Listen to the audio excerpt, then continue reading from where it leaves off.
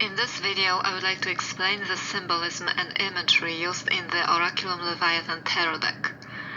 As you can see in the preview images, the cards embrace mostly three colors: black, red, and white. This has a deeper meaning than purely aesthetic, and here I would like to discuss the symbolism behind each color and show how they tie into the Draconian tradition.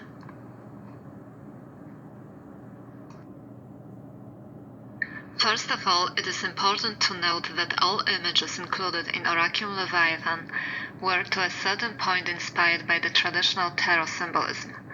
This includes the traditional concepts behind the major arcana, as well as the key terms connected with the minor arcana, called the suits. The difference and what makes them unique is that they have been developed and expanded by visions obtained through my personal work with each concept and archetype presented on the particular cards. As an active practitioner and initiate of the Draconian tradition, I approached this work from a magical perspective and focused on depicting the journey through the tree of knowledge that I have undergone myself, and now I teach to my friends, students, and ritual partners. Therefore, if you're familiar with my writings, this tarot deck will enhance your personal work with this fascinating magical tradition. If not, you will find a detailed explanation of each card on the pages of the book, together with instructions on how to use it in a practical way. Here we will focus on the meaning of the key symbolism used throughout the whole deck.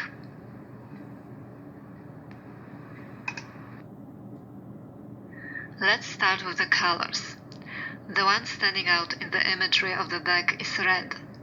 This is the color of fire and passion, blood and sacrifice, energy and willpower. In the Draconian tradition, the red color stands for blood that is offered in rites of self-initiation, passion that drives us on the path, and energy that makes all creation and all destruction possible.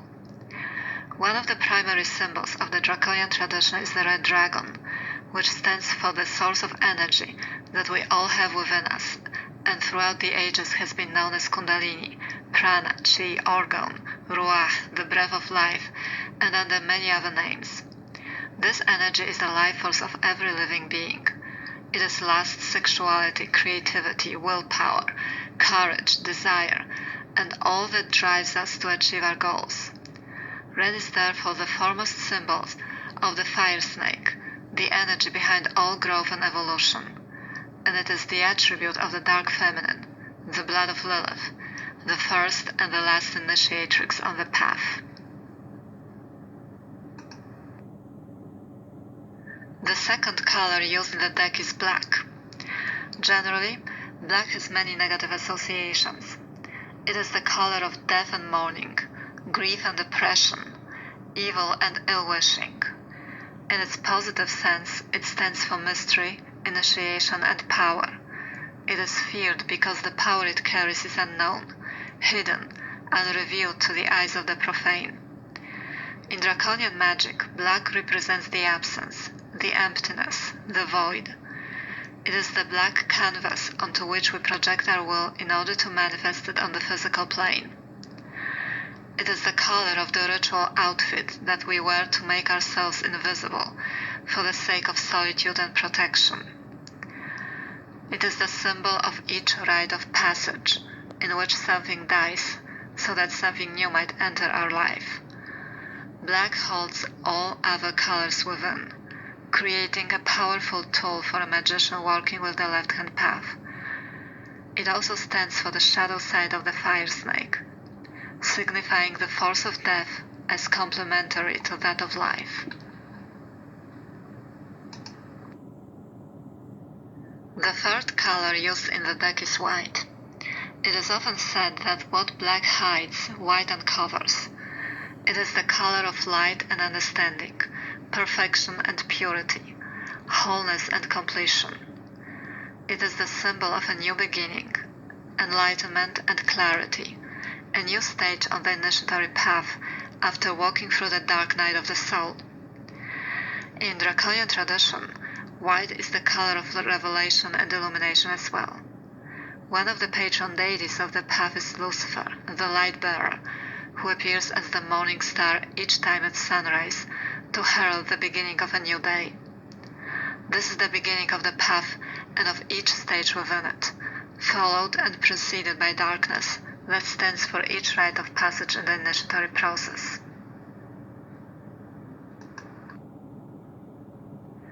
The colors used in the deck are important, but so is all the imagery included in the cards. Traditionally, the major arcana represent an initiatory journey, from the Fool, which signifies stepping into the unknown, to the World, which stands for the completion of the path. Usually, this path is associated with the Tree of Life, and in many depictions of this Kabbalistic concept, we find tarot cards ascribed to the particular paths and realms. In Oraculum Leviathan, this is a journey through the Tree of Knowledge. Each of the cards depict a different archetype that is worked with or encountered at the particular stages of the journey. While these archetypes signify the major concepts and greater rites of passage, the minor arcana reflect the ordeals and tribulations that we are faced with in our day-to-day life, showing a temporary influence that affects us at a particular moment.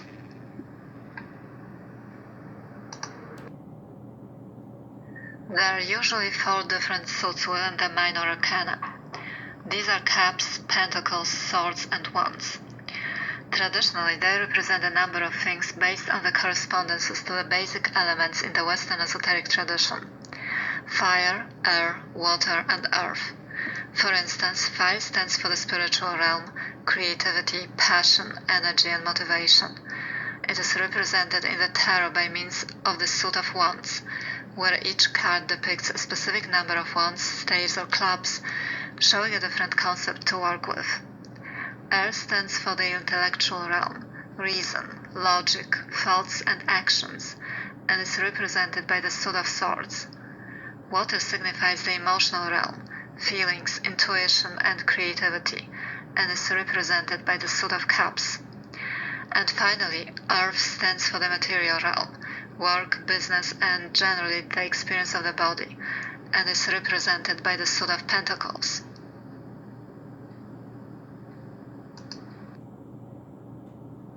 These correspondences go much further though. The elements appear throughout the whole deck, both in the minor and the major arcana, and are represented also by specific imagery, people, animals, and objects included in the cards. In Oraculum Leviathan, the suits are presented by means of the draconian and left-hand path imagery, and so the suit of wands includes dragons and warriors, representing the fiery aspect of the path. The suit of swords shows succubi and incubi, spirits existing on the astral plane, which represent the connection to the element of air.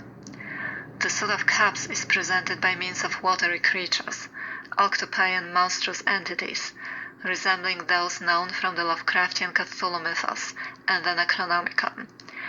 And finally, the suit of pentacles includes zombies, skeletons, and necromancers working their magic to uncover the treasures of the earth. This imagery has been chosen to specifically reflect the draconian and left-hand path concepts, unlike other tarot decks, which usually focus on the general meaning of these notions.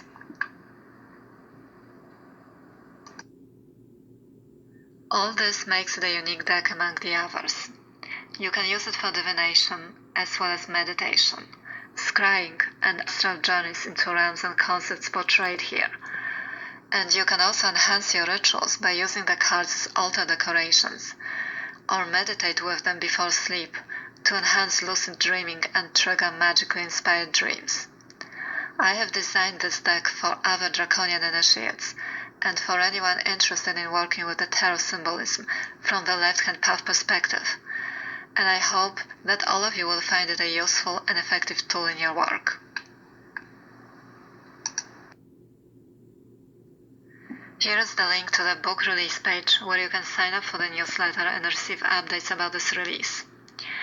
It also contains a sample of the text and cards which you can download to preview what's included in the deck.